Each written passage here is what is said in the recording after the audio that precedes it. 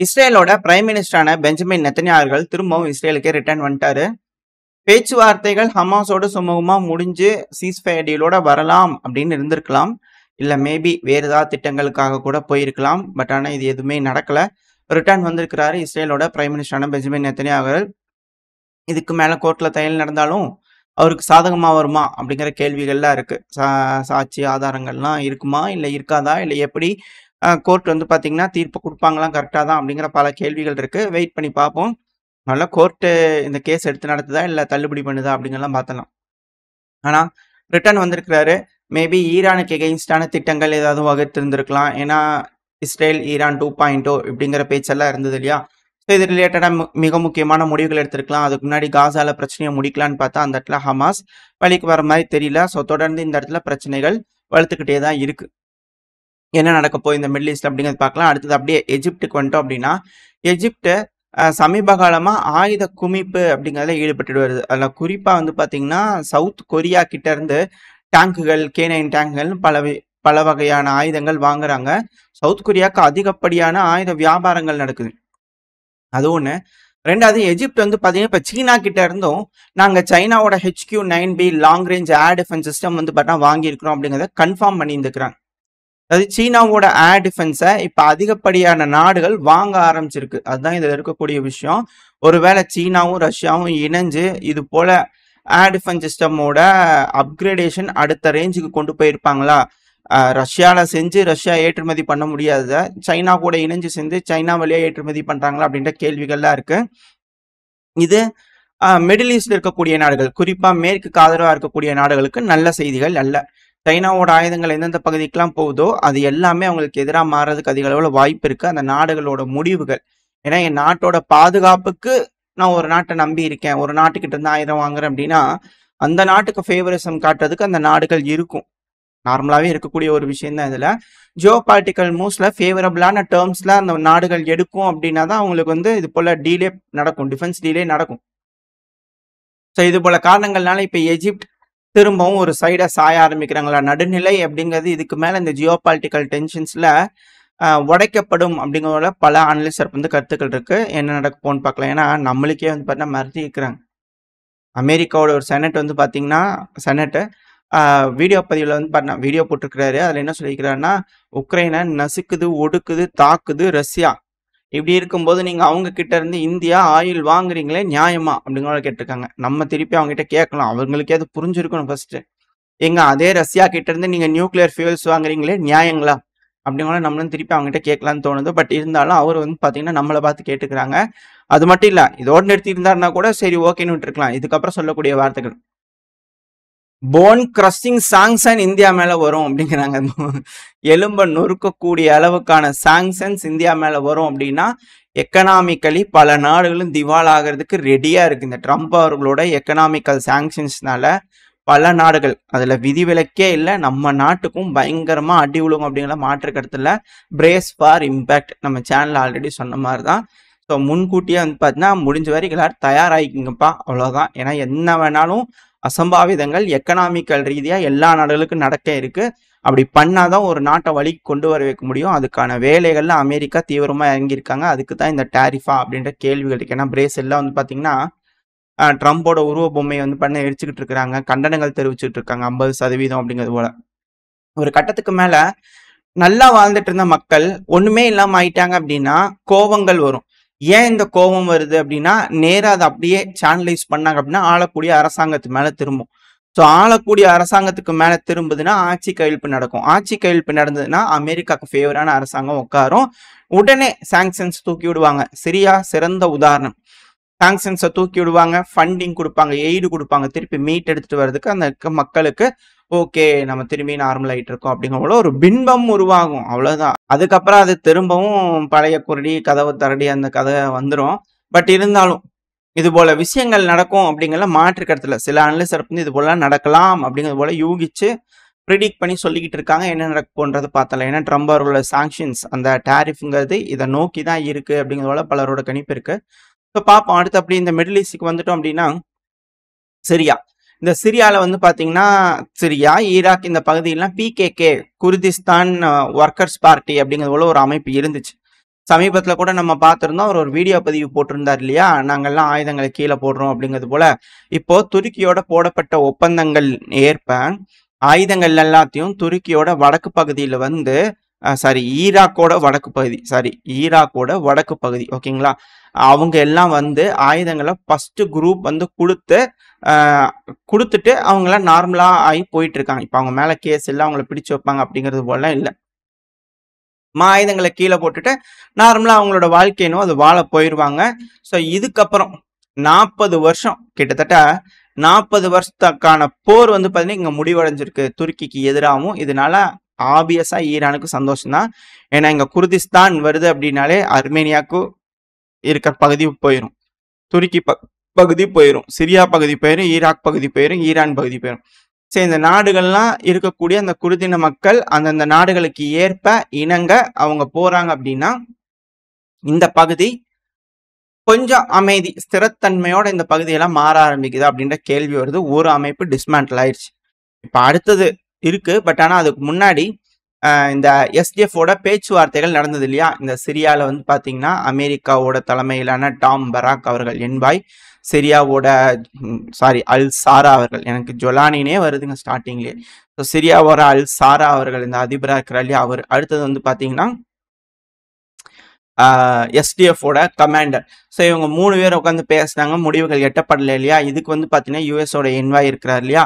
Tom பராக் அவர்கள். அவர் தரப்பு வந்து என்ன ஸ்டேட்மெண்ட் வந்திருக்குன்னா, அதாவது எஸ்டிஎஃப் இருக்கிறாங்க இல்லையா? Syrian democratic force. இதை உருவாக்குனதே அவங்க தான்.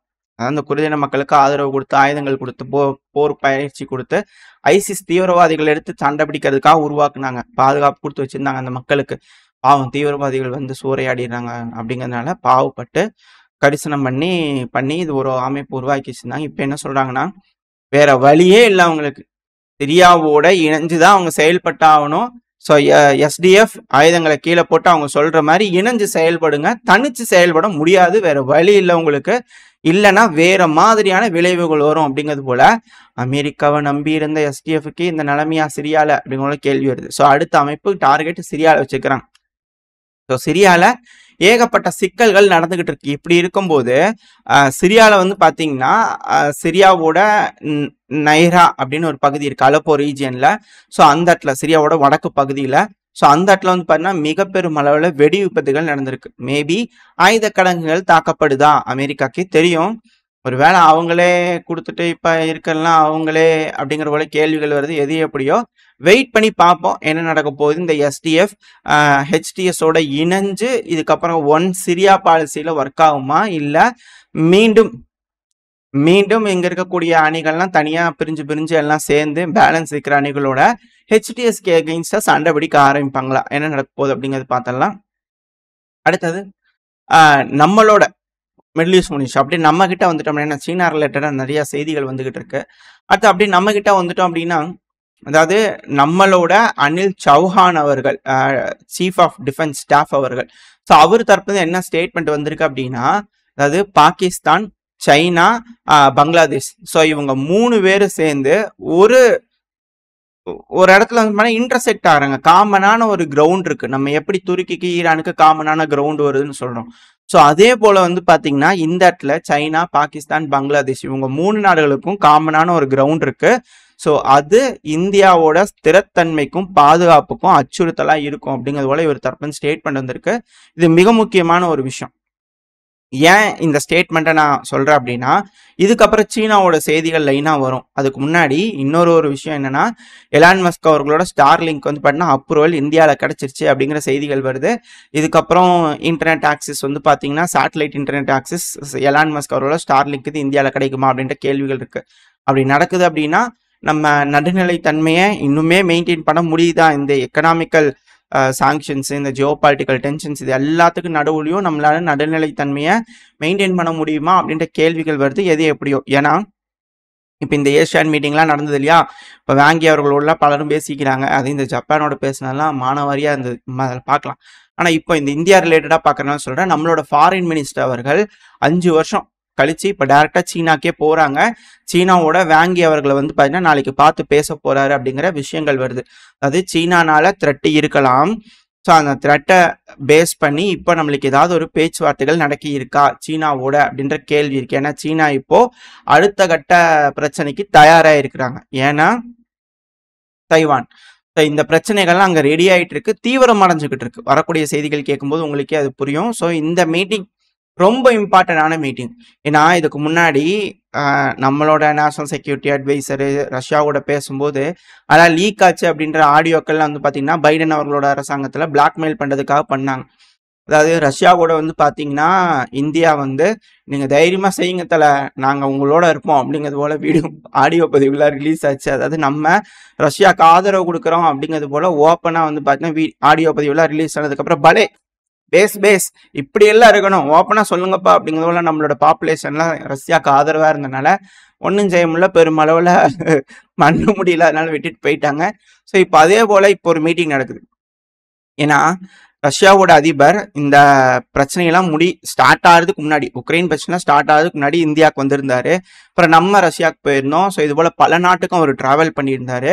இதெல்லாம் நடக்கும்போது பல நாடுகளோட ஒத்துழைப்பு வந்து பார்த்தீங்கன்னா ரஷ்யாவுக்கு இருக்கா இல்லையான்றது வெரிஃபை பண்ணி அவரே கன்ஃபார்ம் பண்ணிட்டு தான் இந்த பிரச்சனையை ஆரம்பிச்சிருக்கணும் அப்படிங்கிறத சில அனலிஸ்டருக்கு வந்து கருத்துக்கள் இருக்கு. அப்போ ஒரு ஆடியோ ரெக்கார்டு வந்து ரிலீஸ் ஆயிடுச்சு அப்படின்னாங்க. இந்தியாவில் பல மடங்கு வரவேற்பு இருந்ததுனால ஆளக்கூடிய கட்சிக்கு எதிராக புல்டோசர் வச்சு எடுக்க முடியல. அது வந்து பண்ண பில்டிங் ஸ்ட்ராங்காகி கோட்டையாக மாறி போச்சு. பரவாயில்லையே அப்படிங்கிறது போல. இப்போ அதே போல இங்கே ஒரு மீட்டிங் நடக்க இருக்கே, இது எது ரிலேட்டடா அப்படின்ற கேள்விகள் இருக்கு. கண்டிப்பாக இந்தியா சீனாவோட பார்டர் டென்ஷன்ஸை பற்றி இருக்கலாம். ஸோ வெயிட் பண்ணி பார்ப்போம் என்ன மாதிரியான முடிவுகள் எடுக்க போகிறான்ட்டு. இப்போ அடுத்து அந்த ஏஷியன் மீட்டிங்கில் வந்து பார்த்தீங்கன்னா நம்ம அமெரிக்கா இப்போ அவங்களோட ரிலேட்டடாக இருக்கக்கூடியவங்கலாம் பேசினாங்க அப்படிங்கிறது பார்த்தோம் இல்லையா. அமெரிக்கா, ரஷ்யா, அமெரிக்கா, சைனா இவங்கெல்லாம் பேசினாங்கன்னு பார்த்தோம் இல்லையா. இப்போ அதே போல் சீனாவும் ஜப்பானும் பேசிக்கிறாங்க. இதுதான் இதில் இருக்கக்கூடிய மிகப்பெரும் ஹைலைட். இது போக இன்னும் நிறையா மீட்டிங் நடந்திருக்கு. பட் ஆனால் ஹைலைட்டடான விஷயங்கள் மட்டும் எட்டு வரேன். இதில் ஜப்பானோட மினிஸ்டர், ஃபாரின் மினிஸ்டரான தெக்கேஷி அவர்கள் இருக்கார் இல்லையா. ஸோ அவர் வந்து பார்த்தீங்கன்னா வாங்கி அவர்கள்கிட்ட பேசும்போது ரொம்ப டென்ஷனாக இந்த கோலாலம்பூரில் மலேசியாவில் நடந்த ஏஷியன் சம்மிட்டில் அந்த டைமில் நடக்கக்கூடிய மீட்டிங்கில் ரொம்ப டென்ஸாகவும் ஹீட்டடாகவும் போகும்போதே உருன்னு வச்சுட்டு வந்து பார்த்தீங்கன்னா அவர் போயிருந்துக்கிறாரு. என்ட்ரு ஆகும்போதே அப்படி போயிருந்துக்கிறாரு.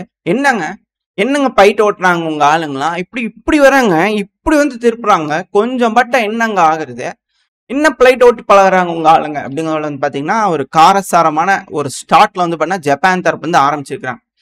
அதுக்கு வேங்கி அவர்கள் என்ன பேசிக்கிறாருன்னா, போன மாதம் உங்கள் ஆளுங்க இந்த பேர் வந்து மறந்துட்டேன், செங்கோக்கு தீவு. போன மாசம் உங்க ஆளுங்க செங்கோக்கு தீவுகள் இருக்கிறாங்க இல்லையா, அந்த சீனா சுத்தி வர அந்த டிஸ்பியூட்டட் பகுதி தான் அது. ஜப்பானோட கட்டுப்பாட்டுக்குள்ள இருக்கக்கூடிய தீவுகள் தான் செங்கோக்கு தீவுகள்.